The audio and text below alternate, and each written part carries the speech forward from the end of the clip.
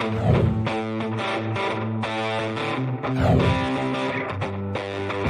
listening to the Cantina Cast, your home for thought-provoking Star Wars talk.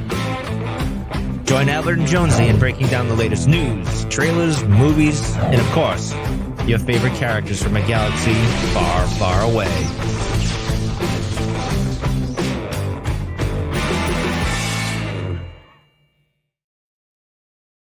Hello, everyone, and welcome to the Cantina Cast. My name is Albert Padilla, and this is episode 433, our finally review breakdown of the Bad Batch Season 2 trailer. And not only are we going to do just the trailer, we're going to do the extended trailer that was shown exclusively at Star Wars Star Wars Celebration San Diego, which, nope, that wasn't it. At Anaheim, that's what it was. Thank you.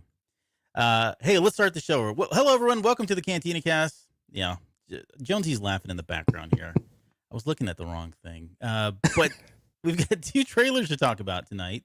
We do. And you were at one of them. You got to actually see one of them. I did. But you were just venting your grief here not too long ago about how that turned out. So yeah, we'll talk about that here in a minute. Yeah. All right.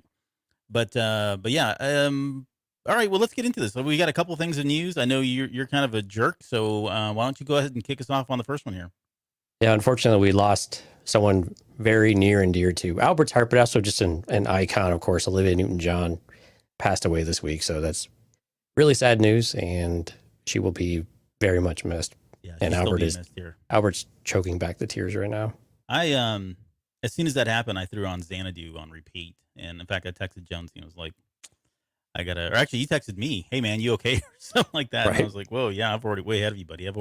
I was on Xanadu and I had Grease queued up, ready to go. So, I was set to drink away all my tears and blues. But yeah, it sucks that she passed away. Yeah, not really Star Wars related. I don't know how we can draw her close. How do we get her to Star Wars? I don't know. I mean, Xanadu is practically Star Wars, right? Mm-hmm. Something like that. Well, I tell you what, more on the Star Wars front though. Yep.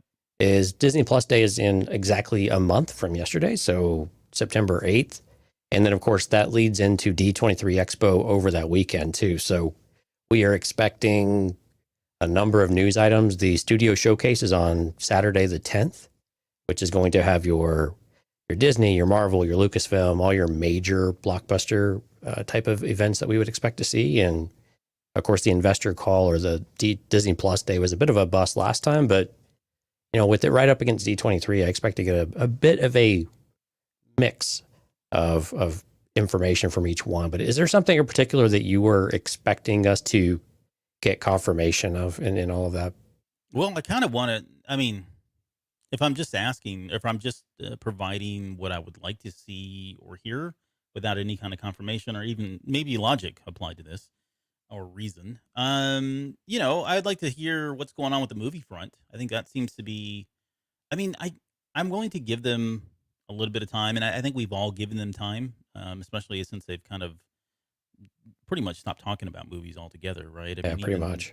Yeah, the last was Taika Waititi's movie still in the works, but then we had what was it? Ryan Johnson's trilogy, which is apparently still happening, but there's really nothing other than just an idea and a green light for him to kind of do whatever he wants to do. There was what was her name from the Rogue Squadron, Patty Jenkins. Patty Jenkins. And that was supposed to be within the next year or two, right? That we'd start getting 2023, I think was the first one. And so now you think about it, we're 2 years after when all that happened, 2 years past all that. So they don't plan in just cycles of 2 to 3 years, right? They plan out 6-7 years out, right? If they can. Well, we saw what Marvel just announced, right? Oh yeah, right. Oh my gosh, so exciting. But then on top, so I guess where I was going is, okay, so they had those three out of the gate. You would have figured it, had they stuck to that schedule, this is about the time they would have either firmed up and announced the next wave or something coming up, right? So it feels like we're almost overdue for a second announcement of potential movies or directors or actors or themed or whatever they want to do. So it just feels like we're backlogged. And I just want them to kind of pull the Band-Aid off and say, look, either we got movies in the can, we're working on them, or we're not, and we're sticking to the Disney Plus thing. But there was so much of a tease that happened on 2 years ago on that Disney. What was that called again? Was it Disney Day? Well, there was there was Disney Plus Day before, and then there was an No, investor not that call. one. Well, there was the investor call too. Yeah, it was the one where we had the announcement for the Obi-Wan Kenobi, like officially the movie, not at Celebration, but we also had the Patty Jenkins movie, and she had the trailer that was announced and shown. I want to say that was an investor's call. Now that I say that, Yeah, probably. but either way, it's been 2 years now. I would like to see more of what's coming down the road here. How about you? Yeah, I think the most likely things that we'll see are going to be some confirmations on actual release dates, and I think we'll finally get the official release for Bad Batch 2 in September, even though we know pretty much when it will be, we think, but we'll get that confirmation. I'm hoping we get some confirmation around Tales of the Jedi, because we've got basically zilch on that one. And finally a lot of people seem to think that we're going to get a Mandalorian Season 3 trailer around that time too. And I guess that's possible, but that would be a little bit early, I think. But I think what we might do is we might actually get a confirmation of when the actual release date might be, or when the premiere date would be. But beyond that, I mean, when you talk about Lucasfilm, I think Indiana Jones is going to be, I think, front and center at the showcase at Disney at D23. So I think that one's pretty much a given to be there. Not Star Wars related, but close enough in our opinion. But yeah, Lucasfilm. So I mean, that makes sense. Yeah, exactly. So, but beyond that, though, I'm kind of curious what else there might be with some of that as far as confirmation of a date, unless it's more trailers or more, kind of early preview or sizzle reel type stuff, which I guess is possible. Maybe they might show more Mandalorian or something like that. But yeah. Other than that, I really don't know. I just want some dates. I got to be honest. That's all I really want is some dates. Yeah, I'm with you there. Yeah, they as far as Lucasfilm, I guess I was trying to think what else I want to throw into the hat. And I would say also like the Acolyte, right? Something on the Acolyte. I don't need like a date, I guess. Right. But I mean, there's really not much to share, I guess, but more of the, what are you looking for? More of like the premise. Yeah. Even just having like the director talk about some things, or some solid casting confirmations, which we've not gotten. If they want to keep all that under wraps for the sake of surprising people and the suspense and all that, then I totally get that. But again, it's just another one of those that was teased, and it's been so long now, and we just have not had anything. It's starting to make me just wonder. I'm not worried because there's plenty of Star Wars still coming out, but I would like to know that this stuff is still going to happen. Do you think we'll get any more Ahsoka footage or anything like that coming from it? I don't think they'll release any of it to the broad public, to be honest with you. Yeah. But do you think it will be shown at the event? Well, they've certainly proven that if they need to get something out, yeah, it's on hand, right? Yeah, that they're capable of doing it. And I mean, they could easily throw together a couple different scenes and some special effects, and it's just red meat for us, right? So we're going to eat it all day. But yeah, I don't know that we'll have any, to your point, I don't think we're going to have anything concrete. If it is, it's going to be one of those shown behind closed doors, and we don't really get to see much of anything from that. But yeah, that's the problem with not a Disney Plus Day, but the investor calls, as well as with D23, is they are exclusive events or exclusive access to some of it. Mm-hmm. And what gets shown there, not necessarily, I mean, we saw this with Obi-Wan, you mentioned earlier. The investor call had the sizzle, if you will, from Obi-Wan a full year before we had it officially released to us on Disney Plus Day. Yep. Which, I mean, and then exactly. I was ticked off. Yeah, we were not thrilled with that. Right, because we had already, at least, we had read everything about it. I still had not seen it officially, but, I already knew what it all was. And so I'm watching this thing going, this is it? A crummy message? Right. Sorry, that was a Christmas Story reference. Okay, well, enough in the news. What about Patreon? What's going on Patreon? Yeah, so cool. We got a cool show on Thursday we kind of came up with, as we got a little bit of news we posted on social media, and it got some good feedback. So I thought we would talk about maybe Origin Overload this week. So we've got a bunch of backstories and things like that. We've got Obi-Wan. We have a younger Leia now. Of course, Anakin and Vader. We've had Han Solo. We've had Kanan to an extent. And now maybe throwing into the mix maybe a little bit of Yoda. So I thought we would just kind of explore where we're at with all of the backstory. Is it too much? Is it exactly what we want? What's the right mix? And that would be a really good opportunity to be more interactive with some of our Patreon members. And of course, the live stream is open for everybody. So if you're available, please come out and visit that as well. But we've had some comments on social media. So go out there to all the social media accounts. You'll see what I posted and, throw your comments in there. We intend to bring those in and throw them up on screen and talk a little bit about what some of the, people out there have had comments about too, whether they're happy with what we have or they really do want more. It's kind of an interesting debate that I thought, honestly, by this point, I thought we'd be kind of done with it, to be honest with you. And apparently we are not. Yeah. Well, and for anybody that's not aware, there was, what was it? I guess it was the publications for the comics that were coming out here in a few months. Well, yeah, kind of. So it's on Key Collectors Comics. It's an app that for, people who speculate on what's to come. And they usually give a reason why they're speculating on it. And of course, it's a first issue for Yoda in the comics. But the first blurb for it was Origin of Yoda. And again, that doesn't mean that that's exactly what it is. That's someone's opinion about it. But usually they're fairly well informed and they try to weed through what's rumor and actually post what's rumor. And this has nothing associated with a rumor, at least on there. So again, Solo series doesn't exactly mean any of that. But with Han Solo in the comics, while it wasn't exactly an origin story, Han Solo's father's in it. So, I mean, there's usually something. And Yoda's lived a long life, so it could be anything. But yeah. We'll get into some of the speculation on what it could be and what it could not be when we get into that Patreon show. But I think the discussion is still worthy of having, because I've got some opinions that it may surprise some folks on how I feel about this. But I've been a staunch, supporter of don't ever tell Yoda's story. There was just something mystical and about that. So, as Lucas felt as well. But along the Patreon line, again, a big thank you to our now part of the tribe members, Mike, Kathy, Rob, Lauren, Dante, and Cole. And then, of course, the Rod tier, the Delusions of Grandeur tier. Mr. Rod, thank you so much. And again, on August 18th, here in a couple of weeks, or about a week and a half, we are going to do our From a Certain Point of View again with the Rogue One top 3 moments. And we have 2 of the 3 slots filled. So if you are part of those top 2 tiers, please check Patreon. Let me know if you're available.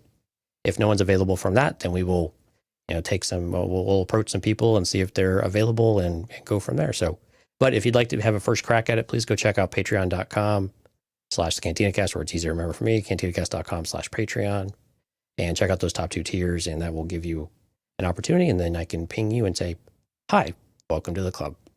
Mm-hmm. You're now part of the tribe. And we've got 1 slot left. Is that right? Yeah, we're going to have 3 on again this week, and I've got 2 confirmed. So just looking for 1 more.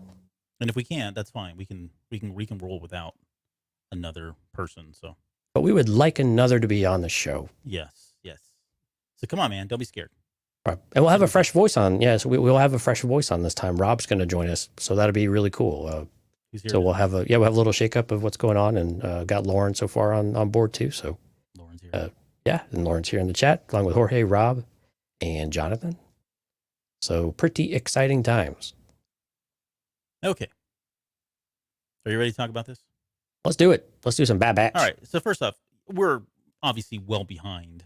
I mean, we've been trying to get to the backlog. I think the only thing we have left to talk about from Celebration that we've not spoken about at this point will be the High Republic Phase 2. Tales of the Jedi, I think we haven't talked about either. Oh, yeah, we haven't talked about Tales of the Jedi. Not that there's a whole lot there to tell, but yeah. Sure. But yeah, so this is one that is interesting because there were 2 trailers. Like I said, there was the one that was shown and released to the public the day of Star Wars Celebration. And then if you happen to have gone to the Bad Batch, what was it called? I forget the name of the title of that particular. The Bad Batch. Was that what it was called? Yeah. Okay. Well, you went to that one. Right. And I know you kind of tell us your thoughts. Give us your thoughts, the experience of it. I think it was one of the very few panel or shows, or I guess panels or whatever that we got into. But I think it was the only official, like the big one that we got on the main stage. It was cool. I mean, it's always cool because you go up there and D. Bradley Baker is there, Michelle Long is there, and Dave Filoni, and so I mean, you get the kind of the normal characters there of talking, and D. Bradley Baker is such a character anyway. He's always amusing and lots of fun to kind of. He's always doing the voices and whatnot. Yeah. And what was really cool, they actually did a reading from, I think it was from last season's Bad Batch, but they actually did a live reading with Michelle Long and D. Bradley Baker, and he did all the different voices like on the spot. Well, And so that was actually kind of cool to see a little peek behind the curtain a little bit. But when they do the trailers, it's kind of a mixed bag. It's really cool. So when the room is electric, like when we did Rise of Skywalker, the room is electric. You can't reproduce that environment, and you're glad you're there, and you're so thrilled to be there. Right. Now the downfall to that, and we've seen this with Mandalorian, and we have this again with Bad Batch, is that people will yell and scream off and on throughout the trailer, and you can't hear all the things. Yep. And so there's a moment in this trailer where Cody's talking, and you cannot understand what he is saying at all. It is just completely washed out by everybody screaming. And what's really messed up is they always show these things twice. So you always expect the first one, people are really excited, they yell and scream a whole lot. And then the second one, you expect everyone to be a little more quiet. No, they didn't. Yeah. And so I was like, come on, people. Some of us have a show to do. Yeah, they usually do the whole "let's roll it again" or Right. You want to watch that again? Yeah. Well, Palpatine, what was it? Ian McDiarmid did that. Roll it again. He did something like that with his voice. Roll it again. Yeah. So it was really cool. And it was cool that we did get an exclusive Celebration trailer that has not been shown. Now, most of the footage came out in the official trailer as well, but there are a few things in there that were, of course, everything was arranged much differently, but there were definitely some other scenes in there. Like we got a lot more Cody in the Celebration trailer than is in the official trailer. Yeah. Oh, and we also got, we'll get into that. Let's talk. I mean, let's talk about the differences first off. I think in total, there's about 50 seconds of additional footage that came from the Star Wars Celebration trailer. There was also a hard confirmation that was indeed Cody. If you watch the normal trailer, you get a sense that there's a commando there. There's a clone trooper of some sort, and you don't really get confirmation that that's even Crosshair, because he was with other snipers, and it just looks like a sniper uniform. But this is hard confirmation that Commander Cody is involved. You also get confirmation that is Crosshair that we see a few times with the sniper rifle. There are some additional characters that are introduced that we do not get the names of. So we'll talk about those here in a little bit. So I think Rampart was also more present in the Celebration trailer than he was the official one too. It was basically just a really quick snap in the official one, but he's actually in a couple of scenes in the other one. And he's actually talking in the extended one as well. Right. But so let's so in total, just to kind of recap what we're looking at about 16 episodes going into season 2. Now, by all accounts, except Disney and Lucasfilm, this thing is supposed to launch on September 28th, 2022. So do you believe that? That's the week after Andor. That would be on the same day as episode 4 of Andor. I don't believe it. I mean, I don't believe it. At one point that may have been the case. Sure. But I think that's probably moved off that marker now. Yeah. And I don't remember, that came out at Star Wars Celebration. I don't remember if it was set on stage or somewhere there was a press release of some sort. But I mean, it's just weird that people are running with this, and every reputable site that's out there has this date down. But if you look at the official line from Disney, it just says fall of 2022. Right. So, and that was what they said at Celebration as well. Again, everything official has just said fall. Mm-hmm. And now that we have Andor coming down the 21st, September just seems like a long shot. To me, it almost seems like it's, I mean, gosh, what would that end up being? That would be November. Honestly, still fall-ish. Yes. It's barely getting to be fall here in Texas in November, so it should be great by then. Yeah. And if you think about it, 16 episodes, unless they kind of combined a couple of these, even at the beginning or at the end, we're looking at, 4 months in, or 4 months total for this thing to run. That's a long time. I mean, right. I mean, you start to see why we had mentioned this a week or so back when we talked about what's the timeline look like when you got Andor running for as long as it does. Mm-hmm. Bad Batch runs as long as it does, presuming it's next. And then you have Mandalorian. So when does Mandalorian season 3 actually kick off? I mean, it's hard not to see it all the way out into like February now. Yeah. Unless they overlap, right? Unless they want to do overlap. But again, it's kind of one of those questions as to why would you want to do that? I don't know. And unless Bad Batch is just tanking for some reason, but maybe they're, who knows? I'm not going to try to meddle in the fear of dragons, but, okay. So I guess opening thoughts on this trailer itself. What'd you think about it? I thought it was solid. I thought it was really good. I mean, it's really cool that we get Cody. I think the reveal of the Emperor at the end and with Ian McDiarmid doing the voice. I mean, it was just absolutely perfect with the backdrop of Camino being destroyed on the screen behind him is absolute gold. I think they showed about a 5-minute clip of the first episode, which is a lot of the crab scene that we see in the trailer. They showed us a big chunk of that. It wasn't anything crazy great or anything. It's like a little supply run, nothing really crazy about it, but it was solid. I think we get to see a lot more of Omega, and seeing where she's at now with this progression, I thought was really, really cool. And Yeah. it's really cool seeing her place in it, but also you get this vibe that, some things are still not right. And of course, over 16 episodes, that's going to be the case. But I think overall it's pretty solid. I don't think it was anything really crazy great, but I don't know that I'm sold on the new uniform colors or the armor colors. I think that's a little bit interesting, but glad there was a bit of a shakeup in that regard. But overall pretty good. I think the most compelling storylines there are still Crosshair seemed to he got lost in the shuffle, even in this trailer, and all of a sudden I was like, oh crap, we still have Crosshair to figure out, and so I really hope that becomes more of a crux of the story. But it seems like it's going to be again more of the Bad Batch finding their way with a new purpose, beyond just trying to survive. Now it's more of this new purpose as they move forward.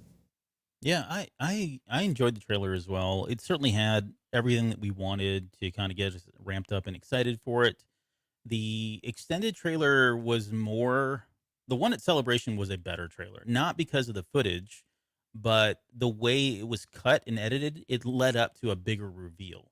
Like Yeah. if you watch the normal one, Palpatine comes up, I don't know, like halfway through. So that's kind of diffused. And by the time you get to the end of the trailer, you're pretty excited about it, but not nearly as much as you get worked up with the extended one. And I just really like the way they did that. Yeah. I enjoyed the music for this. The Bad Batch music has always been interesting. It's all Kevin Kiner stuff, which I wish he would just continue to do more Star Wars music. I like that they're exploring other folks and trying to get new artists in, that sort of thing. But he's just got a good knack for what makes Star Wars and what fits. And with the Bad Batch, it is different. It does not sound like your traditional, John Williams type stuff. And we've got other composers coming in and doing the exact same thing, but he's just got, I don't know, there was something about the music in this trailer that I thought was really awesome. Did we ever But get yeah, confirmation that was actually Kiner's score in the trailer? no, Because I know he's that's always he's it's always a hit and miss thing, whether that's so real or he's not. no, but he's listed as the composer for the series. Right. It sounds like it's still in the vein of season one music. So I'm making an assumption for sure, but hmm to me, I don't know. It does The sound style like it. certainly fit, and it was that little bit of that different kind of techno type of vibe too, which Mhm. again, continuing from the Clone Wars, right? Yeah. But yeah, it was cool. Just initial thoughts. It looks gorgeous. I mean, my gosh, they're continue. I don't know what they did with that graphics engine or what if it's different. But everything just is very vibrant. And it Oh, was the color really good palette is last year. amazing. Yeah, the palette's just extensive now. Seeing Omega older is pretty exciting. And you can hear, you can hear it in this trailer slightly in the extended trailer. But was it Michelle Ang? Is that who Yeah. does? Yeah. She's not using like a small. It could be because she's grown as well, right? But her voice does sound a little bit deeper, more mature now too, which I thought was really kind of cool. So I love the fact that she has gotten older, and we'll get into that what that potentially could mean here in just a little bit. But yeah, I mean, it was everything you would probably want for a teaser trailer. I think they just kind of hit it out of the park. So And that was all right, always really let's. important for Ashley Eckstein too with Ahsoka, is seeing that age and that maturity just a little bit. And it's very subtle, but when you go back and listen to it over time, you're like, oh my gosh. Yeah, I mean, it yeah, just she totally sounds fit like the a character baby. where, right? Yeah, it just fits the character where they were at. But you're right, they sound so young in that first season. Hmm. Okay, we'll pull it up. We'll probably get struck from Disney, but that's fine. We'll just dispute it. And this whole trailer starts with Sid saying, "You can buy your freedom." So on that, I mean, this is where they're kind of coming in. They're all rushing in. She says, "You can buy your freedom," and I'm trying to like. I don't want to overanalyze what exactly she's trying to do or trying to say, but this compared with what she says a little bit later, she says you can have a future. Isn't that what you're after? And then Hunter says we're already free, and it ends with her saying clearly you're not paying attention to what's happening out there, right? Right. And why don't we just talk about that just quickly? Because in her mind, when she says you can buy your freedom, it seems contradictory to me because she says you can buy your freedom, but later on she says you're not paying attention to what's going on after he says they're free. So Right. again, I don't want to overthink this, but I think in her mind she's thinking, look, you can go start a new life. You don't need to get involved in all this heroic stuff anymore, right? Go live your life on a moon somewhere. You have plenty of money, which they were starting to kind of rake in some money from what was her name? What was her name? Omega's gambling, and I'm wondering at this point she's been doing the same thing, and that's how they've been just kind of stealing from the shady people out there at her place.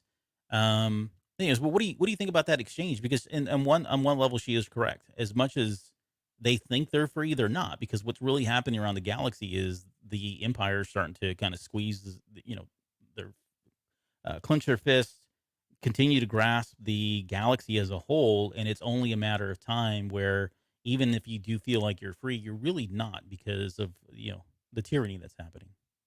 Well, I think with Sid, it's also this idea that she's still an entrepreneur.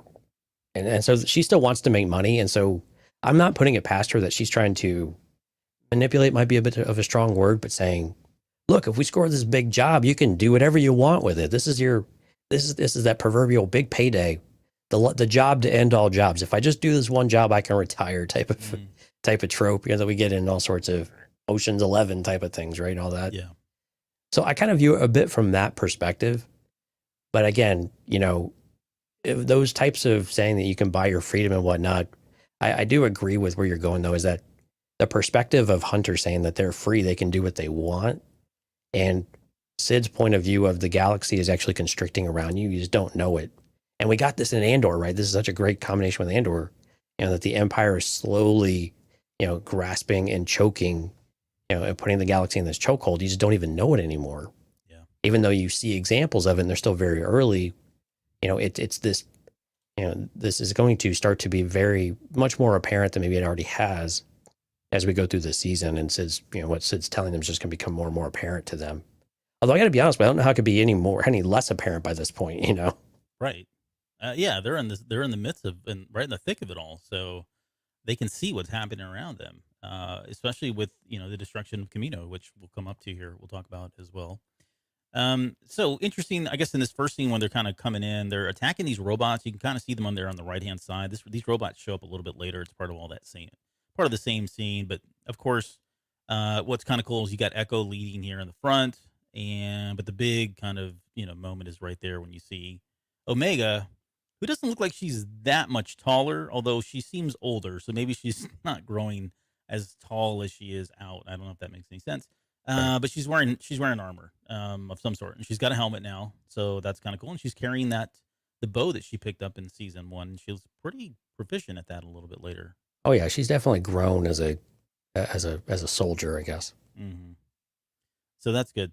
Let's see. We go to this next scene here where they're kind of standing over what looks like, I guess they're looking down on a valley.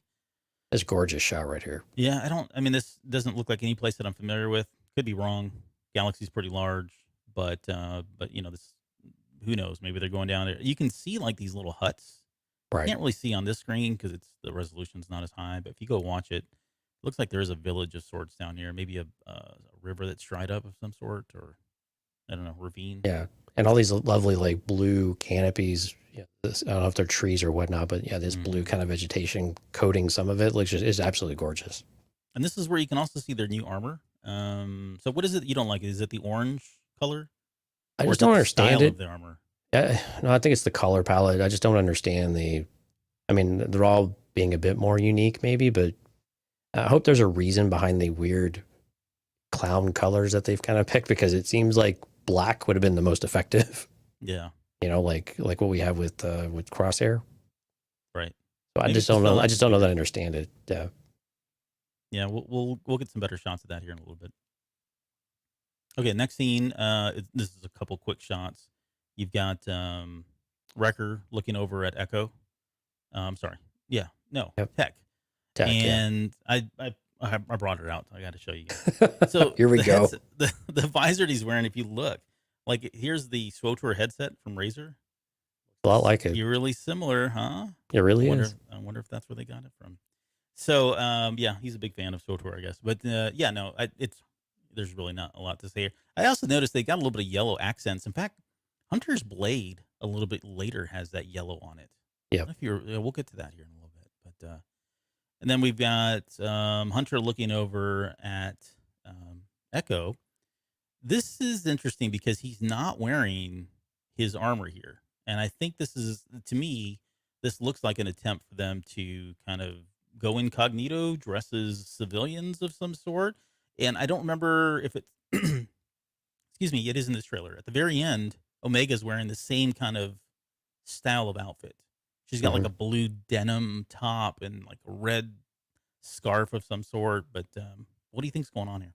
Yeah, I think you're right. I think it's something that they're having to. We saw this a couple of times in the first season too, where they have to get out of the armor. They have to look less like clones at some point. Now they're not going Yep. to ditch the armor because there's way too much functionality to it, right? But Sure.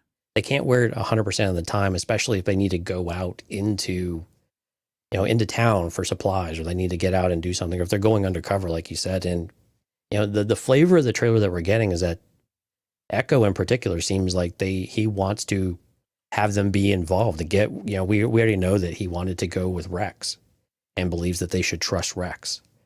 And so it seems like the team as a unit will have a decision to make in that regard. And I think this could be one of those, one of those steps of either they're doing something with Rex because we know he shows up a little bit later, or maybe it's just one of those in between moments. But I have a feeling this is going to be one of those pivotal crossing, what's it called? Crossroads type of moments where they're trying to make a decision about what to do. And whether or not they're in armor or not, I think is just this conversation of, we know what the right thing to do is. Are we going to do it? It looks to me like the boss. You can see Bruce Springsteen here. He's got like the denim jacket and the bandana around his head. Then he's got the red scarf around his neck. Right. I don't know. What do you He's think? going to start breaking out in Born in Camino. Born in Camino. Where did I go? Where did this go? Oh, so there. Yeah, I don't know. To me, that's what it looked like. Okay. We get our first real good glimpse of Echo. Definitely looks older. Well, this is a lot darker than. Yeah, Mega, yeah. But yeah, she's definitely older. Her hair looks longer. You can kind of see it. We get a better shot of that here in just a little bit, but her hair looks a little bit longer as well. Yeah, and so for timing, it's believed that this is taking place some number of months after where we left off when they fled Camino. So I'm guessing this is between 6 and 12 months later. So again, we wouldn't expect them to be a lot older, Yeah. but definitely longer hair, maybe a little bit taller, slightly more changes for Omega than perhaps the rest of the team. But yeah, so anyway, this is probably 6 months to a year after where we left them. I'm gonna go with the year. Just That seems fair. I'm on board with any of that. Yeah. So okay, let's what we got here. This is where Sid is saying, clearly you're not paying attention to what's happening out there. And then if you can see her in the background, again, I apologize. I don't know why this video is so dark compared to when you go look on YouTube, but there you can see her back and sitting there. She doesn't have her helmet on. Her hair looks longer. She looks a little bit taller than her.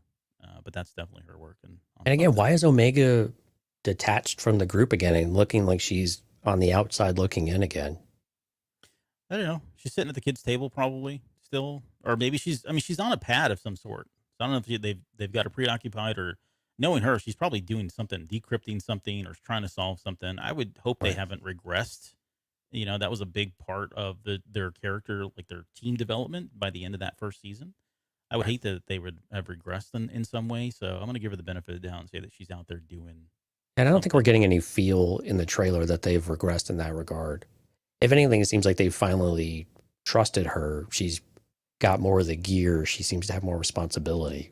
Mm-hmm. And she certainly seems to have more ability at this point too, training wise. But I think the one takeaway from here is that they're definitely still involved with Sid. And so are they still basically, based out of Sid's place, or is that been compromised? Clearly not. So what does that relationship still look like? Are they still depending on her for jobs, or have they moved beyond that and they just need Sid's help? Yeah, I would imagine they're not still doing work for her. It feels like at this point, I wouldn't put it past them. I mean, we got to remember there's 16 episodes too, right? So I'm not going to call them filler episodes, but we probably are going to have episodes where they're going to go on a couple missions, or maybe even just as a favor for Sid or whatever, or tying up loose ends so they can finally break away and kind of go do whatever they're going to do as their end game. But Right. I would expect that they are going to do something like that at some point. And some of the scenes in here, there's clearly some that are kind of stitched, you can stitch together, and then the other ones seem like they're really not related, and so they're probably off doing something that's unrelated to the kind of the main story, the main arc that's happening. Right. I got a question though. I don't remember. I didn't get a chance to go back and look at her outfit before at the very end of season one, but this looks almost like military. Yeah, I don't remember that jacket either. Yeah, I mean, I know she's got she's got a history and all that, but I don't know if she's doning this now because she's back. She feels like she's back in the saddle, or maybe she's become part of their team in some way, or maybe she's working with what would soon be the rebellion of sorts, or some kind of a sect. I don't know. Yeah, I mean, I think at some point you have to figure that maybe Sid doesn't have to pick a side, but she has to be prepared to pick a side, I guess, or I think she's not on the side of the Empire, right? But I think some of those tendencies are going to come out, and I would love to see this. Actually, I'd love to see Sid be more assertive in that regard and show us what she's truly capable of doing. We got really a lot of flavor of it when she was talking with Omega and some of that last season, and I would really love to see all of that come to fruition and come out on screen in a couple of different ways. It doesn't have to be member of the team and all of that, but to have her pick up a gun and just start doing things that you just out of nowhere and wouldn't expect, and she makes a difference, I think would be really, really cool. Yeah, and she's somebody that could still be kind of like the hub of their adventures, Right. and be able to, because she can still get around. Like, she go out to the galaxy, she can go around anywhere she wants in the galaxy and not have a price on her head, right? Where these guys they can't. So they need kind of somebody, that is an every man or every woman kind of person where they can just kind of go out and do those types of things. So maybe they do keep her around, or maybe she's volunteered to be a part of officially of the Bad Batch, and she's still kind of calling the shots and helping Right. them get around the galaxy. And she's still definitely got connections, right? And they still need Yeah. resources and supplies and things like that. So it makes sense for them to stay in touch with her, to work with her, to help one another. But I would also think that Sid's probably, the seat's getting probably a little bit hotter and a little bit warmer on her side too, though. So again, I don't expect that to last throughout the rest of the season where she's kind of flying under anyone's radar. I think she's already prepped up on a couple radars already. This next one is right The after commandos, yeah. Yeah, she says you're not paying attention. What's happening out there? These commandos look like they're rounding up some citizens. You can kind of maybe see them on the video feed here, but they've got their hands up in the air. I can see an Imperial officer here. It looks like Rampart. It might be, yeah. Standing right there, and he's the only one in the crowd that I was able to find. So I don't know what they're doing here. It looks like they're about to load them onto the ship here, or some kind of cargo ship or transport of some sort. Maybe they just unloaded them. I'm not really sure, but yeah, it is kind of cool to see that these commandos are in force, and we see more of them here in just a bit as well.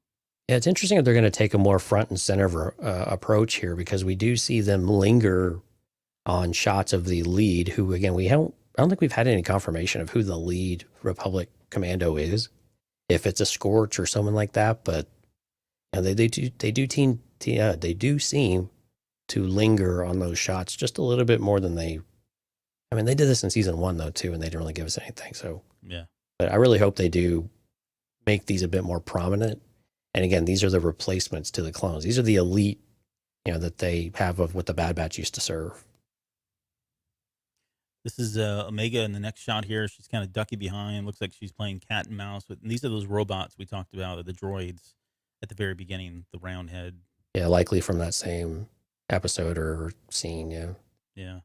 And so here we are. I mean, we're not even like 20 seconds into this trailer, and they're already pulling back the curtain and revealing Palpatine again, whereas the extended one, they waited to the very end. But this is, it's an interesting shot. At first, I remember watching this the very first time and thinking, oh, that's the Senate. But no, it's not the Senate. It is an image of Camino being destroyed. You can clearly see now, maybe not in the video that we're providing, but you can see that there's there's rain and destruction coming down on all of Camino here.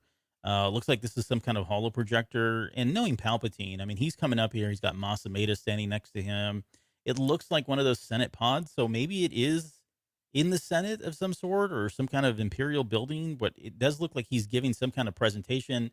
And you just know he's going to be out there talking about how awful these people were and that they nearly, they thwarted whatever it was that they were doing there, right? And he's going to spin this and use whatever he can to kind of run these people into the ground. But what are your thoughts on this shot? It's interesting that Omega would be there. I guess is really the most intriguing piece of this.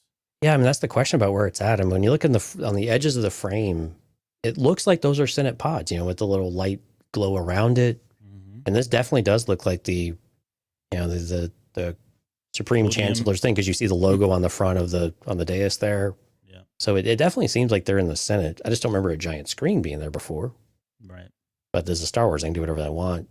But this makes sense, right? So make a presentation to the Imperial Senate and saying, this is what's gone on. It'll be curious if they take responsibility for this. I think they probably will.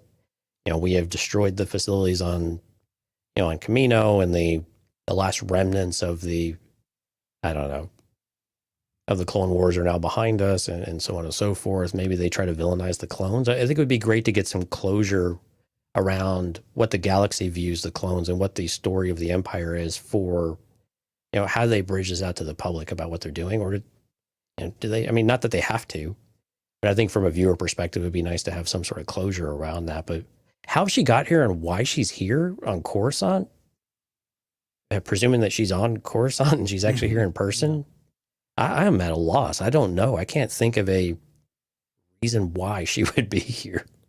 Well, so we'll come back to this in a little bit because I think you're onto something. Based on the extended trailer, there are two lines in the extended trailer that kind of build the case for that the clones are being they've turned on the clones. Okay. And we'll come back to that, but I have a feeling that's kind of what's going on here. He's got to be twisting this around as, hey, we destroyed them because they were up to something, and now these clones are reckless or whatever. And maybe it is maybe they are kind of taking some liberties with how they've transitioned. I mean, historically, and we've talked about this many times, especially during the Bad Batch breakdowns, but they transitioned out of the clones and they became kind of like the leaders, if you will, for certain groups, and a lot of them went into training. A lot of them just went and lived off and tried to live normal lives. And we saw one that ended up in this, in the gutters, if you will, on the Kenobi series. So maybe they are taking a different approach where the clones are all kind of being targeted at this point. But we'll hold that thought because we'll talk about those two lines here in just a little bit. All right. Okay, so let's move on. So yeah, we got we got Emperor Palpatine still coming up here, and there you go. See, streaming this fall. I told you, Jonesy. Okay, now we got the shot with all these drop ships coming in, and it's so quick. But in the back, and they show up a little bit later. I don't remember if it's in this trailer or the extended. Those are V-wings back there. Right. Yeah, we'll see them later on when they're chasing the Bad Batch off the planet. I'm gonna assume were the Commandos flying V-wings? Because they were like the badass ship of the Clone Wars. I mean, they weren't running around in the arcs and all that, right? Yeah, I cannot remember. All right. Well, I know they were that was the cool ship to have, and if you had one of those, I mean, you were it. Right. But now I'm just thinking, since we've seen the troopers, the commandos, and we've seen the regular troopers, maybe this is this is how they're kind of coming in. This is a scene that comes up, excuse me, a little bit later. I think this is tied to Hunter, and they're kind of chasing him. And there's another scene, the extended trailer, that we'll get to in a little bit, but we'll more on that here. Here's that first scene on the beach. Yeah, and so this is what they showed at Celebration. It's this extended sequence here. And if I remember correctly, I didn't see it, but I remember reading that this scene started with them kind of docked on the beach there. They threw their anchor down or whatever, and Omega was there with someone else. But on the beach here, you see Wrecker, you see Hunter, and I believe it's Tech, or maybe it's Echo. I forget now. But then they come running towards them like, "Hey, let's get out of here. They're in a hurry. They're being chased by these big crabs." And then that's when we see Omega kind of jump off and do her little thing there that we see, which I think is coming up here on this scene. Yeah, that's a cool shot right there too. Oh, they're scorched. I mean, it was absolutely gorgeous on the big screen over there too. The color, I mean, the brightness of it, I mean, the water effects, everything looks fantastic here. Yeah, that's Echo. Right. So Yep, yeah, I think Hunter takes 2 shots and then Echo jumps over or rolls. That's what he does. He rolls underneath that crab. So everybody's saying this is Scorch. I mean, everyone. I don't remember where they got this from. Again, I think one person said it, and everybody jumped on board. Officially, I don't think they've said so. I mean, and that's the thing. They're all wearing the same Exactly commando outfit. It's just that the colors, or at least the lighting that they chose for them, all really fit Scorch of what he looked like in the Republic Commando series. Mm-hmm. So I don't think it is him either, but again, are we going to get these like yellow pauldrons here, or not pauldrons, but the bracelets or the bracers or whatever. bracers? Yeah, the gauntlets. All right. Well, I'm sure they've got to reveal who that is. Rob says it's Scorch. It's Scorch. Then I'm taking. Well, I guess if Rob says it is, it must be true. Yeah. But again, some of it is like doesn't matter. It's just a leader, and these are the mindless, right? They're just there to do their job, and they're blindly leading. So do they need names and personalities? I think the idea is no, they don't. No, they shouldn't at this point. Right, exactly. I mean, that's the stuff they're trying to chase out of the Imperial ranks, especially in the trooper ranks, and especially at these elite forces, because they already know the problems that creates with this lingering force, still out there with Clone Force 99. It's got to be a point of contention with them too, right? I mean, you've got all these clone troopers who were bred and given serial numbers, and they've all taken these identities, and now you've got the Empire coming in and saying, no, none of you are unique. You all have numbers. You're just a number like anyone else, right? Whether you're inscripted or not. And these guys are like, no, we are who we are, and that can't sit well. There's got to be something there that we'll see. So here's the first shot of Commander Cody, and that is Commander Cody along with Crosshair. But again, in this trailer, they don't ever say. You just see these two people turn around, and you're kind of left to assume that that's at least Crosshair. Not a hard confirmation that that's Commander Cody. They turn at this family, and at first I thought it was Omega, but it's certainly not. Well, I don't know. It looks like Omega, but her hair is not long. You don't see her hair sticking out in the back. If it is Omega, then she's undercover or whatever. Then I would have a lot of questions as to who this woman is, and are they helping her? Is she helping them? Right? What do you think, Omega or not? I'm gonna go with no. I think it was just probably another family, because I think there's enough differences that the jawline and stuff don't really work. Yeah. Okay. But I guess the real question is, why are Crosshair and Cody teamed up? And maybe the celebration trailer might give us a little more, because I'm curious whether they're even on the Imperial side at this point. Well, yes. Hold that thought too. The trailer I think the trailer does a good job of kind of leading you to a couple of different ways on that. Let's see. You got Hunter jumping. He looks like he's flying off this wire here, or whatever this rope is, or something. And then I don't know who this guy is. He looks like Ultron. I think that was a droid. Yeah. Is it a droid? Yeah, I think it was one of those droids you pointed out earlier. Oh, maybe it is. Yeah. Yeah, maybe. He's holding some kind of, I don't know, tool. It's like a data. Yeah, it's like a data pad type of thing that looks like a V. Yeah. Here's Echo doing what Echo does best. That's all he does, man. He's got jacking into the system. Yeah. There's a cool shot of this too a little bit later in the extended trailer where Wrecker's coming in. He's got this massive cannon. I don't remember this being the weapon that he had in the first season. I'm pretty sure he got this in a Fortnite upgrade on one of their special tournaments. Yeah. He bought it in one of the packs for $4.99. But if we're to believe this is true, in the extended trailer, he's shooting at some troopers, and there's some big explosions happening there. Well, no, here it is. They show it right here. They kind of cut these two shots here, but yeah, I mean, and you know what? I hate to go on about this because I think I went too long last time on it, but these explosions look so cool because they're still using that. Remember that technique where they were filming real explosions? Yeah. And they were they were bringing them into into the Bad Batch and into season 6 of the Clone Wars. Right. It's exactly the same thing. When you watch this in slow motion, it's absolutely beautiful because it's real. It's pretty incredible what they can do. Yeah, pretty neat. With it's high def helps a lot too. Yeah, and again, here's Crosshair. So the interesting thing about Crosshair here is that he's shooting multiple targets in different directions. Yeah, which makes me think he's not shooting at the Bad Batch. Maybe not.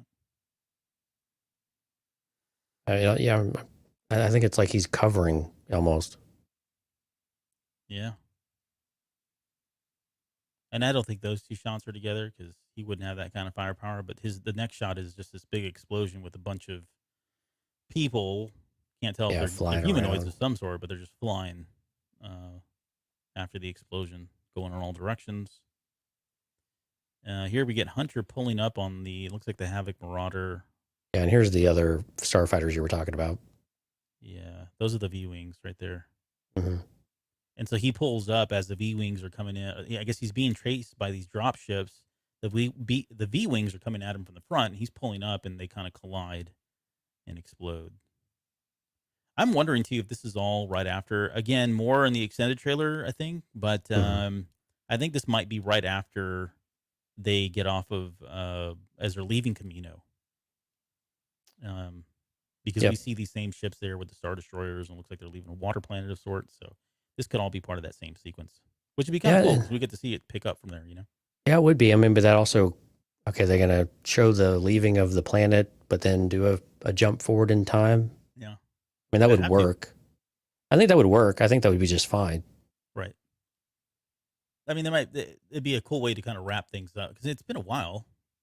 Yeah, it has. You know, maybe they have people that are, maybe somebody's jumping in season 2, has not seen season 1. They're like, oh, yeah, this is fine. I'll just take this recap and, you know, get whatever I need to kind of get going. But right. And again, if we remember back where we did leave them off, so the city's been decimated, but it's unclear. It's almost like the Empire has left the planet, and when they depart from the platform, but we don't know that for certain.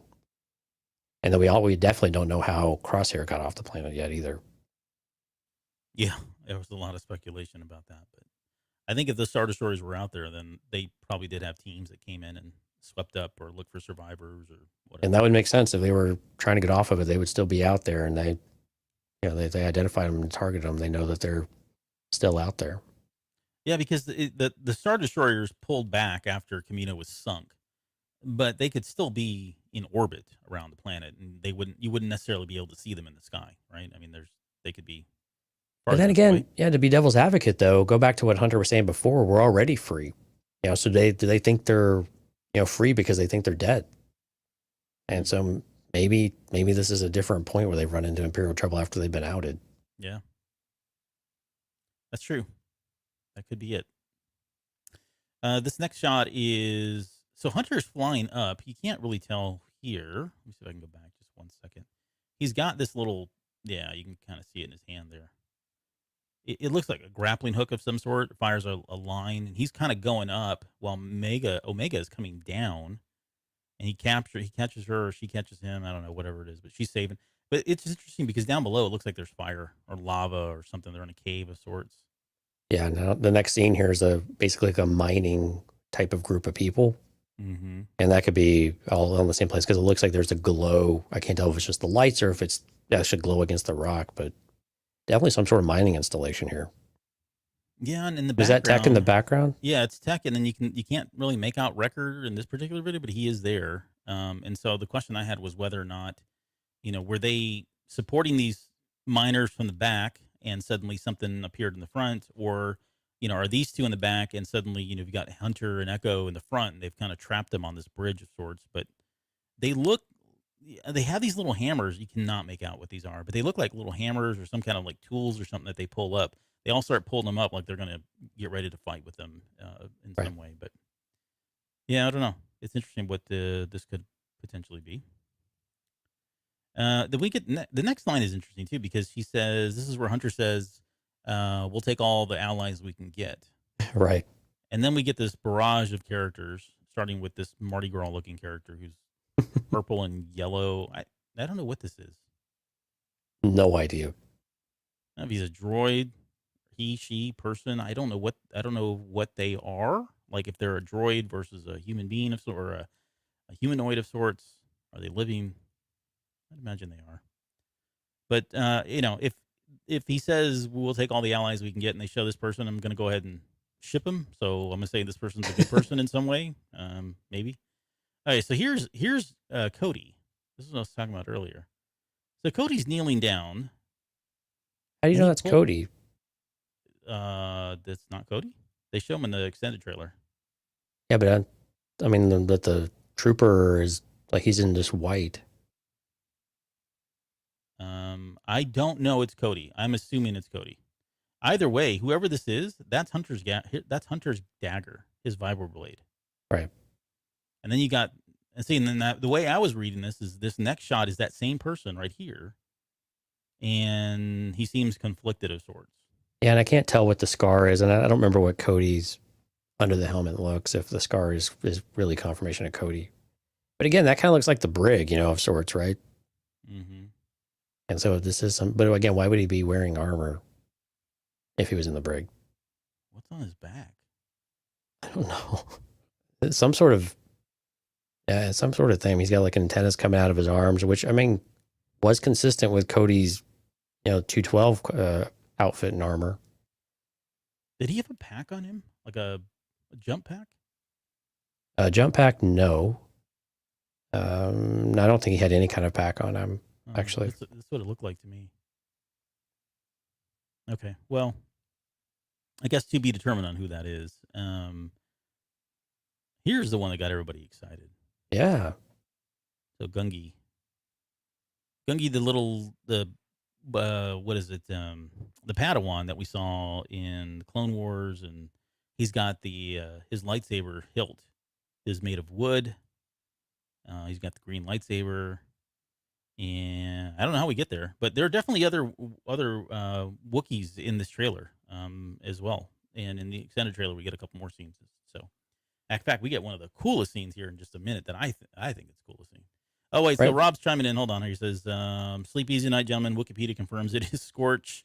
And then said Cody has a jetpack like that. So, all right. So maybe it is. Maybe it's not. So again, all this is coming after after Hunter says we need all the allies. Well, we'll take all the allies we can get. Mm-hmm. So again, it's presumable that each one that they're flashing after that comment are people that they will either team up with, or that they're kind of assembling or grouping this ragtag, bunch of individuals into something of a team as they go out throughout the season. Yeah. And I said we'll talk about it later, but just so that the Cody lines in the extended trailer lead me to believe that he is conflicted and that he is probably he's questioning a lot of things, like what is happening. Crosshair seems to be totally fine with it, but he's really starting to question some of this stuff. And so if that holds true, then potentially he could be an ally for them. It might take a while for him to come around, but right. But even with Crosshair, even when he sounds like he has conviction, there always feels like there's this conflict and this doubt lingering right behind it too. Mm-hmm. And I can't tell if it's just because he really wants his brothers to follow him because he knows he's right, or if he's really starting to question about whether or not he's right or wrong. And so it's always interesting to see. It'd be really curious to see where they put Crosshair coming off off of the end of last season, when it seemed like he was turning a corner, but then still was like, our family part of it is done. It almost seemed like it was more the family was broken up than necessarily that he really felt they were wrong anymore. Although there was definitely that element to it. It really did feel like it was more, he can't trust them because they didn't have his back. Mm-hmm.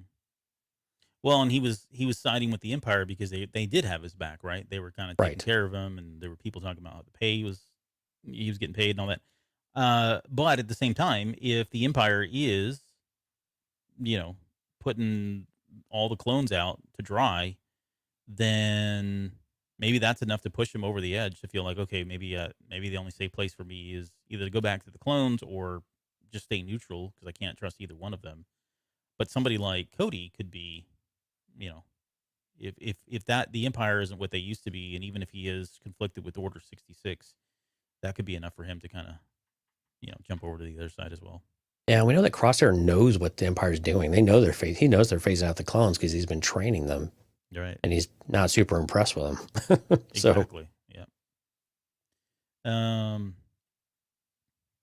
Eugene's got a good comment here. Yeah. What are they trying to achieve in season 2? Haven't figured out that goal, or they haven't figured out a goal. Got to be more than just odd jobs. Completely agree. There's got to be something to push that story forward. Yeah. And the only thing is going to be, unfortunately, in the extended trailer, there's a line in there, but We'll get to that. I promise. I keep bringing that up, but we'll get to it. Okay. So let's see. Here we got on the next shot. You've got Omega, and I think she says, "What does she say here?" She says, "Let's go." Right. But I don't know who this kid is. He looks like a younger kid of sorts. Maybe a love interest. I don't know. It'd be interesting to see. What is it with you people in love interests?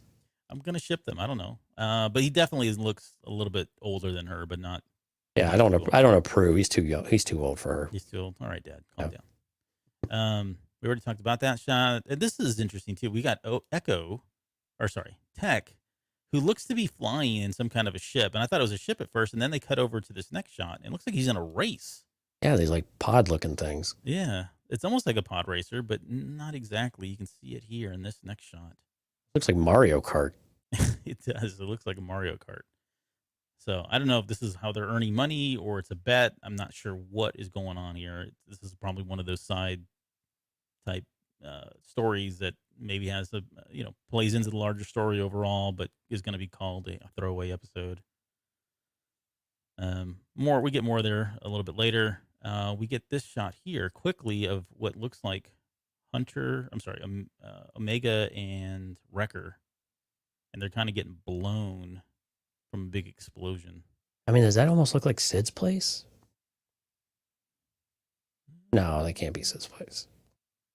It's really hard to tell. That would be your best shot right there to see what's in the background. I can't really tell. Yeah. Again, we only see the Bad Batch folks with Omega. And there's somebody in the front too, but I can't tell if it might be one of the other. Yeah, I think Bad that's. Batch. Yeah, I think that's. It looks like Tech. Yeah, because Echo has the. And the Wreckers are on the left, maybe. Yeah. We'll see. Then we get this shot here of Omega jumping. This is that first part of it where she goes into a slide and then pulls back her bow, all in one sweeping action, which is really cool, firing at that little crab guy. And then, jeez. Yeah, rapid fire of Yeah. screens here. Right. And that's the Havoc Marauder? Looks like it. Yeah, it looks like it's taking a beating too. You've got Wrecker smashing his fists together, flexing of sorts. Yeah, this is pretty good. All the sound effects of boom, boom, boom, boom. Mm-hmm. I'm assuming this is that race that Echo's in. Looks like it. Or Tech. My gosh, I got to get that straight. Yeah. Tech's in. This racer is not Tech. It looks like some guy. It almost looks like Deadpool. Like a red or Spidey. We get this beast with lightning in its mouth. What the heck is that? Any idea? No, I mean, it kind of looked like a blurg for a second, but not with that kind of electricity coming out of it. It's an electric blur. And then, we get a clone or a clone era trooper, at least, with a flamethrower.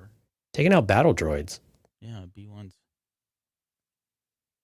Interesting. And my headcanon is like, okay, so maybe Tech or Echo has programmed these B1s and they rewired them and they're fighting them. They're using them as friends, allies.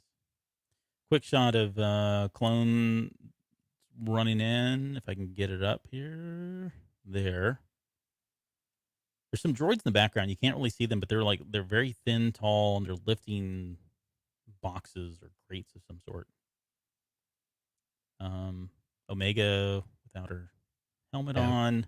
Rampart kind of looks like he's executing someone here, doesn't it? Maybe. Cold steel in the eyes, firing a gun. Mm-hmm. Then we get Gungi. Yeah, Gungi looking pretty confident there with the saber. Did I go too far? Jeez, this is like super. These are so fast. It's like there's no. Yeah, there's just a few frames for each one. But yeah, we get a droidica that's taking shots on the shield. We do have some Wookiee rage going on, or Wookiee cheering. Gosh, I can't stop it in time. Yeah, it's rapid succession. So I don't know. I'm trying to stop it on the Wookiee because I want to talk about that. Right there. Yes. Okay, so this is not a Wookiee that I'm aware of, unless they've stylized, like, what's his name? Like Tarful or something? Tarful, yeah. He's got a haircut. It does not look like Tarful, but again, it could be just the animation itself. That's a wicked crossbow he's got there, though. Yeah.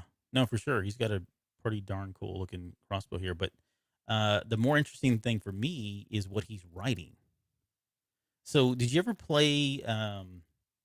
What was it? The Battlegrounds or Rebellion? I forget which one it was. It might have been the RTS. I forget. Either way, and this is a Legends thing. It's not a canon thing.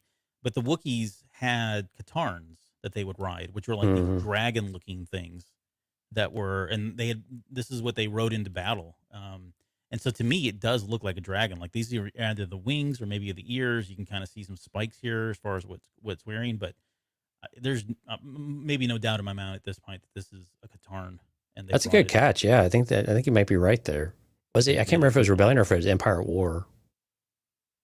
I don't know, one of those It was one RTS of those games. strategy games. I don't. It Yeah. wasn't like a, you could. It wasn't like a first person shooter or anything. But I just remember the Mhm. Wookiee units would ride in on these things. Um, so yeah, It's a good catch. be cool if they made that canon. And then the last shot is Hunter putting away his vibro blade. This is where I said this is like you. Oh, geez, man, I can't even pull it up.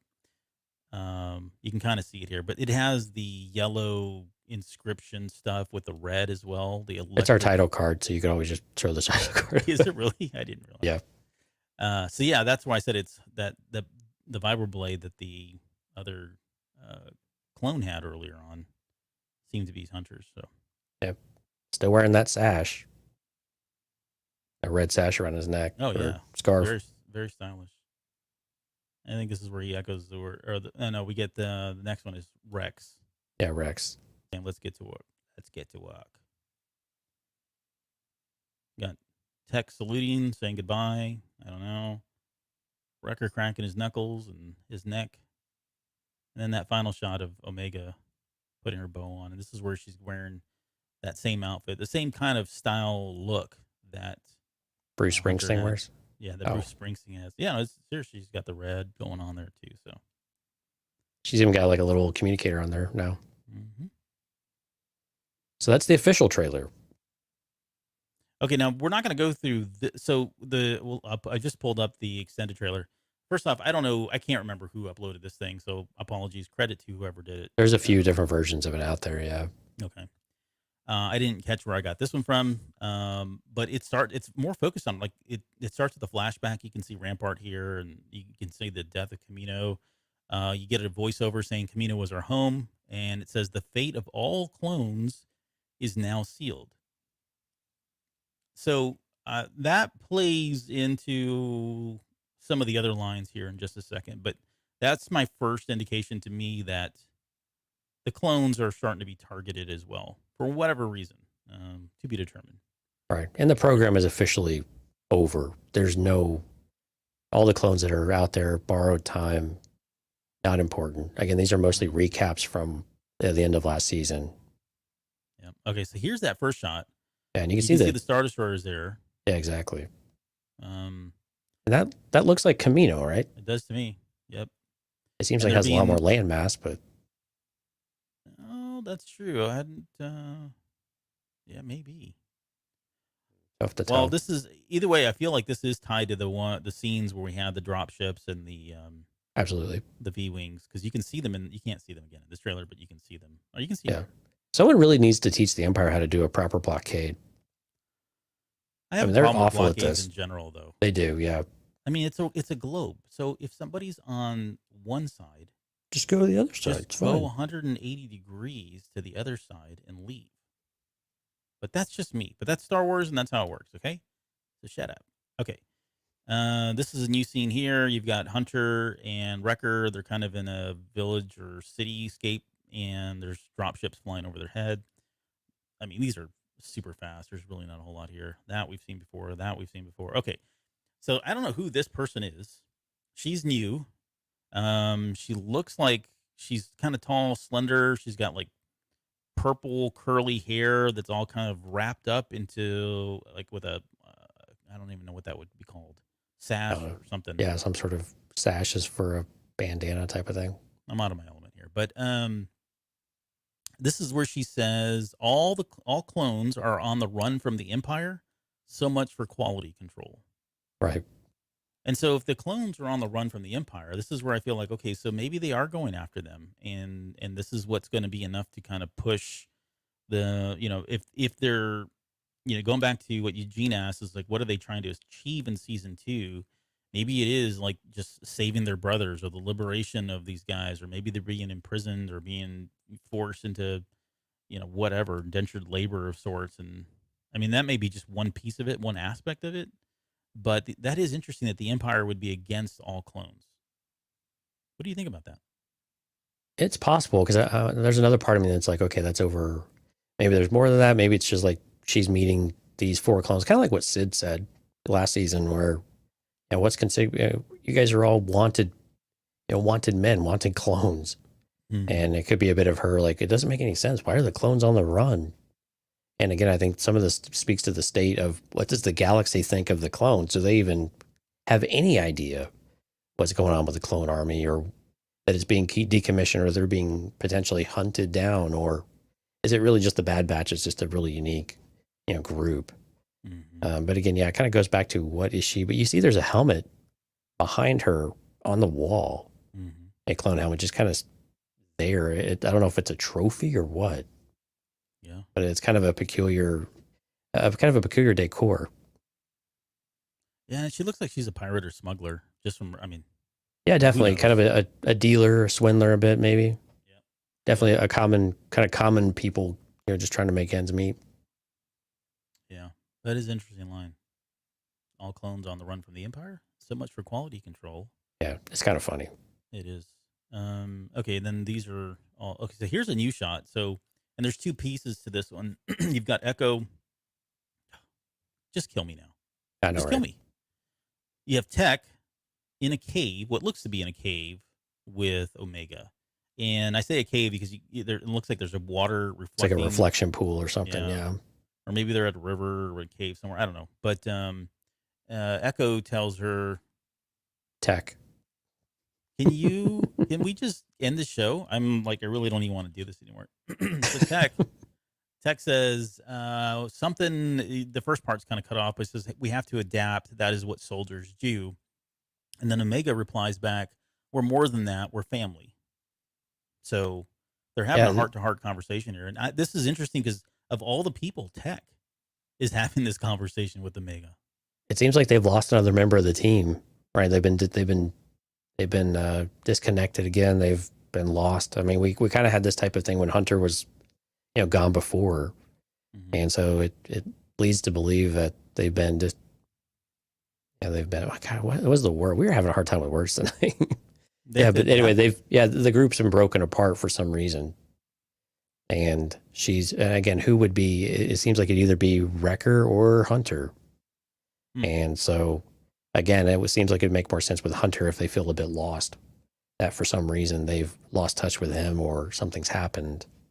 And again, Tech is having to pick up a bit of the slack here with Omega and saying, this is what we do.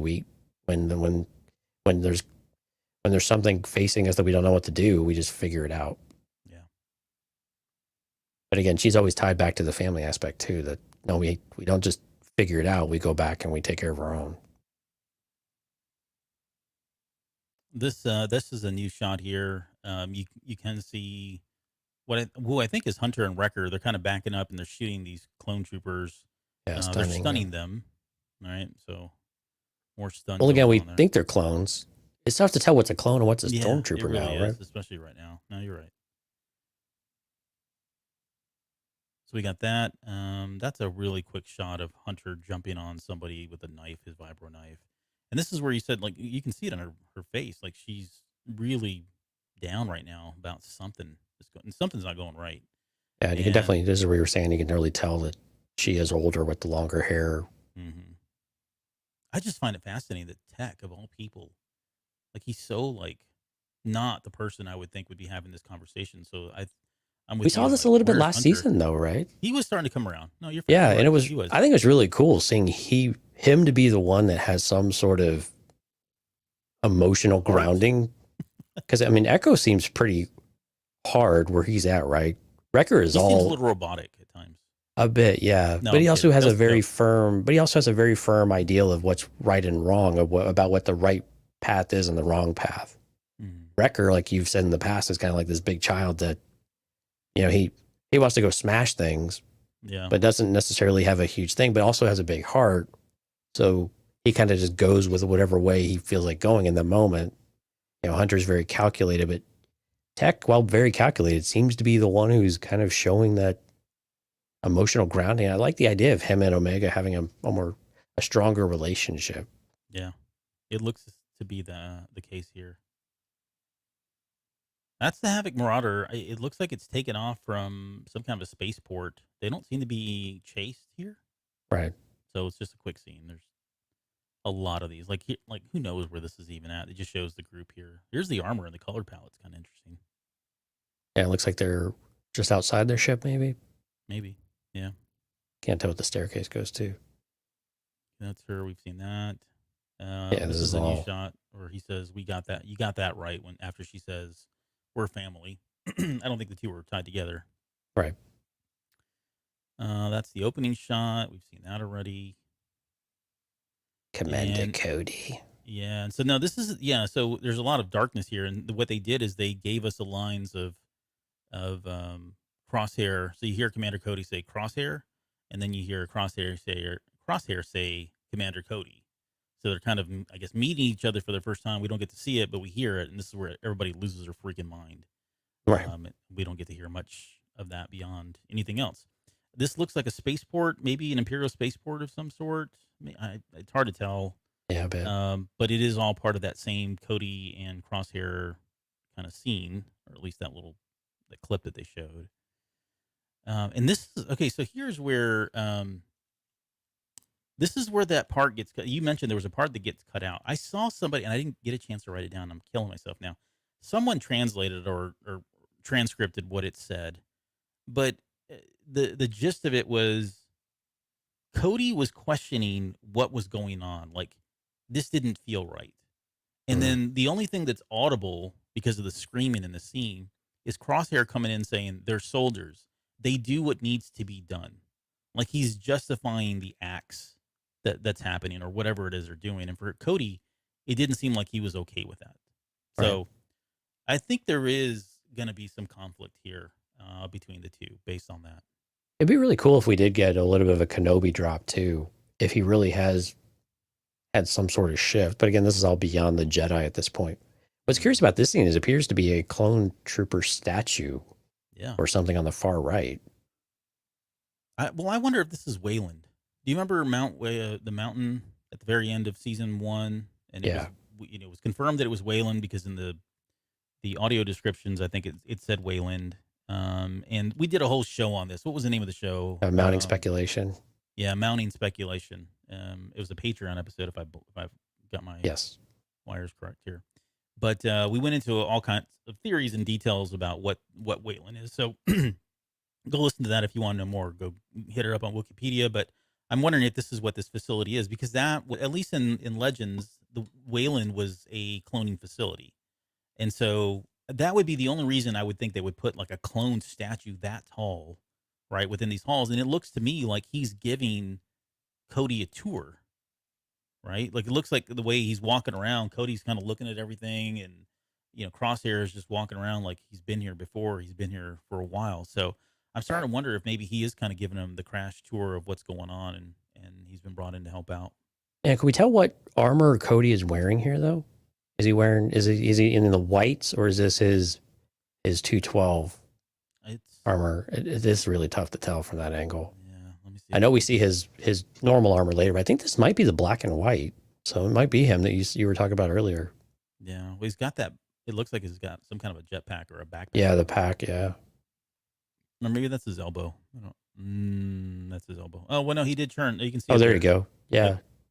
Oh, you're right. Yeah. So that is Cody then. And there's the antenna. Yep. But look at the script. Look at you see Yeah. the writing. Mm-hmm. So Do we know if anybody's translated it yet? Well, I don't even think it's Orbesh. Hmm. I don't believe it is. I mean, it's really blurry on this, so I don't know. Yeah, it's tough. But here you go. You've got these troopers walking around patrolling. Who's that? That's Crosshair in the back. Oh yeah, no, I Looking like an old man with a walking stick. Yeah, exactly. That's what I thought it was, a walking stick, and I'm like, who's got a walking stick? Mhm. But no, it's a sniper rifle. So yeah, there's something. I mean, these old ruins and stuff, right? That's So going back to here we go. We're gonna redo the Wayland episode, but in that mountain is where Palpatine. Not only were they doing cloning experiments, but Palpatine was storing all kinds of artifacts and Sith relics and anything he was finding. He was kind of dumping in that mountain. So Right. it was kind of all one and the same thing. So maybe again, this is what we're seeing here are Sith artifacts of some sort, like I don't know, Rodessa, or was it not Rodessa? Rosetta Stone of sorts for the Sith. But So does that all right. mean that we will see, what's her name, the Kaminoan? Oh, Nala Se? Yeah, no, I'll say. I think so. I think she's going to be a ringer. She'll a dead ringer for season 2. I mean, they wouldn't have held on her at the very end like they did if they weren't going to Right. keep her around, 1, and then 2, show her here. Okay, so here's another cool scene. So we've got this is where Crosshair comes in. He's speaking to Rampart, and he says, "Your loyalty and determination are commendable." He's saying that to Crosshair. I'm wondering if this is right after he's rescued from Camino, hmm right? Because he had an opportunity, he had the chance to leave, and he didn't. And he not only did he not leave, but he chose to just stay there on a deserted planet with nothing around him. So Right. that would make sense that you'd be saying that, hey, your loyalty, determination are commendable for sticking with it all.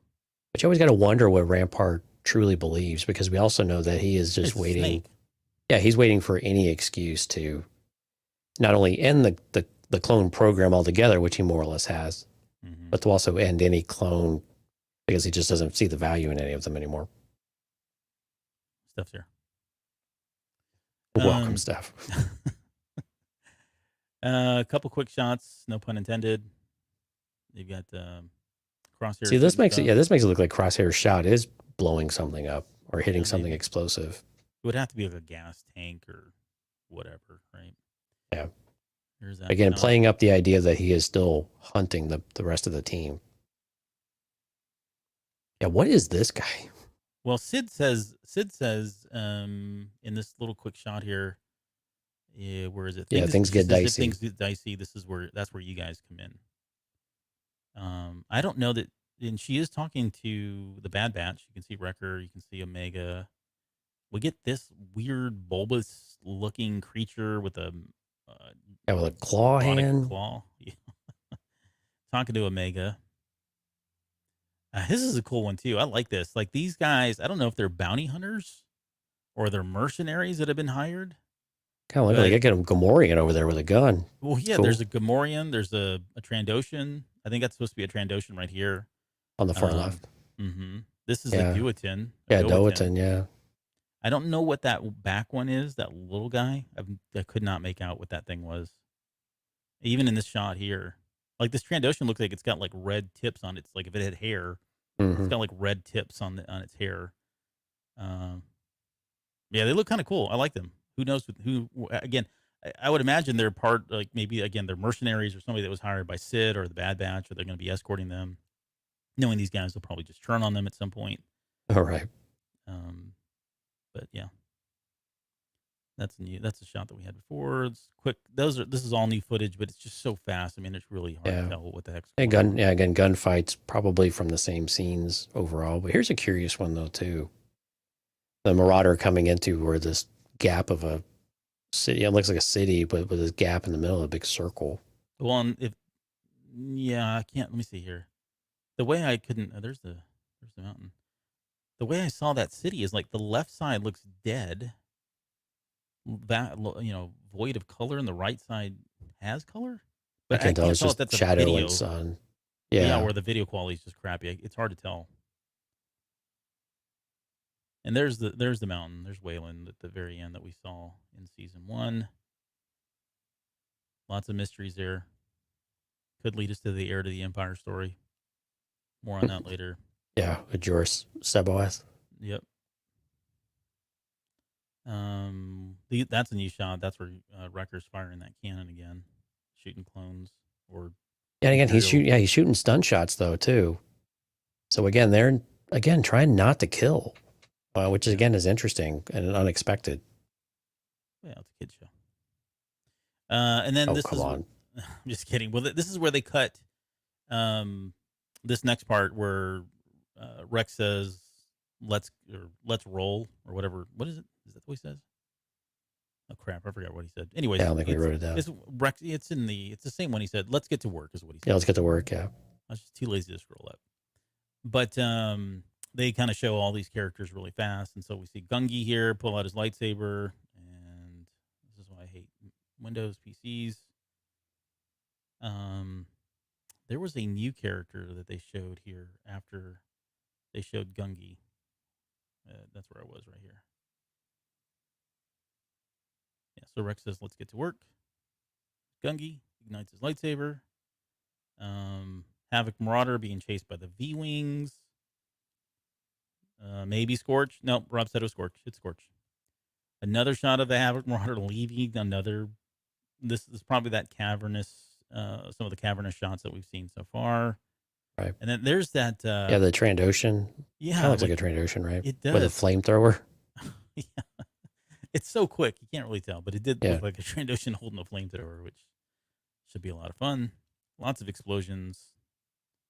And here's Cody in his traditional armor here with crosshair. Oh, right. Yep. Yeah, it looks like everything's gone to hell. Yep. But yeah, he's in the actual orange and the actual traditional helmet that we've always come to love with Cody. Yeah, there's the creature with the electric mouth. And then they end with the same quick shots of all that footage, but cut to Palpatine coming up slowly. Yeah, but with no audio. Yeah, no audio on that one though. Oh, didn't have the new era. Yeah. Mm-hmm. Which I think we skipped over. I don't think we mentioned that. He's talking about a new era. He says, "It is time for the new era." So. And that's it. There you go. And that was really it. Yeah. I mean, there was, for the most part, there was a lot of the same footage and some new footage as well. We don't need Bruce Springsteen up anymore. A lot of Bruce Springsteen footage. Yeah. Anybody that's joined us just now is wondering, like, why is Bruce Springsteen up? You're going to go listen from the beginning then. You have to listen to the beginning. But yeah, I mean, it was good. I mean, I enjoyed the fact that they did 2 trailers somewhat. I really wish they would just release that stuff. I mean, I get for the exclusivity of being there, it just feels like there's got to be some like statute of limitations, right? Like after 90 days, it should be wide open to the public. And why wouldn't it be? I mean, you've already shown it. I mean, it's fine. You got your money's worth, right? And I feel special that I got to see it. I would, but maybe some people don't. I don't know.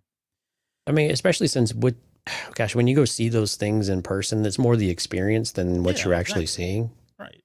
And again, they literally released the trailer like the same day. Like that minute, they released a different one. So why do they feel it is necessary to hide that one? Doesn't make sense to me. I think it actually, like you said, it actually tells a little bit better of a story. Yeah. And I think sets things up with Palpatine. I think had a much more, I don't know, I thought it was a much more powerful delivery there at the end. Yeah. Of like, you're like, oh, okay, Palpatine's back. Right. I mean, it would have been cool to have the voiceover too, but it didn't quite have the polish, I think, as the official trailer. I will give them that, but at the same time, I think it told a much better story. It felt more cohesive, at least. Mm-hmm. And that's out on YouTube. There's, like you said, there's several versions. Yeah, it's easy to find this stuff. Yeah, the trailer now, so you can go out there and take a look at it. But yeah, it's exciting. Like we'll see when they make the official announcement and make the official dates for season 2. September 28th just doesn't seem like it's going to fly. Seems like we're about 30 days away from knowing that information. But if we get a good leak that feels comfortable and confident, we'll try to share it to the best of our ability. We don't really get into the whole rumor or announcing rumors because we don't want to take hold of something that's not verified or really official. But if we do get something that sounds like it's actually good, and we'll bring it to y'all. Cool. Well, we'll end the show there. I mean, that's it. Show's over. Yeah. Go home. Show's over. No. Go home. Shout outs. Jonathan, Rob, Jorge, Lauren, Whit Holcomb. Good to see you again, Whit. Eugene, Hard Counter, Richard in the background there, and then, of course, the latecomer, Stephanie. Thanks, everyone, for coming out. If you are listening to the podcast, we do have a live stream Tuesdays and Thursdays, typically at 9 p.m. Central Time, and you would get to see all of Albert's struggles with Windows live and in person and on the screen. It is worth every penny of freeness that YouTube provides you. Yeah, every penny of freeness. That's it. Right. So yeah, we definitely want to encourage you to come out and see us. We do have a live chat. We're able to interact with people. So it's a great conversation, and especially when there's a lot of things going on. Again, Thursday, we are going to talk a little bit about this or potential origin overload, go through some of the things we've got, our feelings about some of it. Again, the idea is for it to be somewhat interactive with people in the chat, as well as what we've seen on social media. So please go check out all of our social media, Instagram and Twitter. I think we're also the kind of the primary places we have those conversations going. And it's at the Cantina Cast pretty much everywhere. And if you want to check out Patreon to try to be on the show with us here in a couple weeks, cantinacast.com/Patreon. We would love for you to sign up, extend your tier membership, and potentially be on the show with us, because for those people selected, you do get this amazing little Cantina Cast acrylic pen. Exclusive. So exclusive. Right. That we won't even let Albert have one. We won't even let Albert have one. Just think about it. You could have this before Albert, the wonderful and amazing Albert Padilla could have one. I have stickers I can send them too. So don't forget. No, that's old school. Oh, okay. You got All buttons. Right. You have buttons. I've got buttons and I've got stickers. He has boxes of buttons, people. A lot of swag. So, okay. Well, thanks again, everybody, for joining us, as Jonesy said, and please join us in 2 days when we talk about some of the origins for these different characters. So until then, I will roll the credits as soon as I find them. Do you need a window?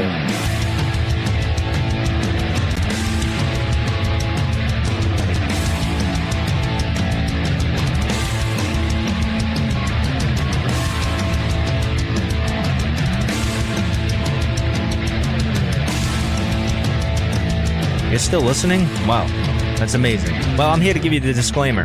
Normally we do a big, long, drawn-out disclaimer thing saying what's what and who's what and all that other stuff, but I think you guys kind of know that Lucasfilm and Disney have no affiliation with us at all, and we have none with them. We talk about Star Wars, which is their property, and all that other good, fun stuff, but I think you can tell which is our stuff and which is their stuff. If you can't, well, then send a lawyer to send an email to me, and I'll be glad to chat with them. Other than that, you know what's what, so that's your disclaimer.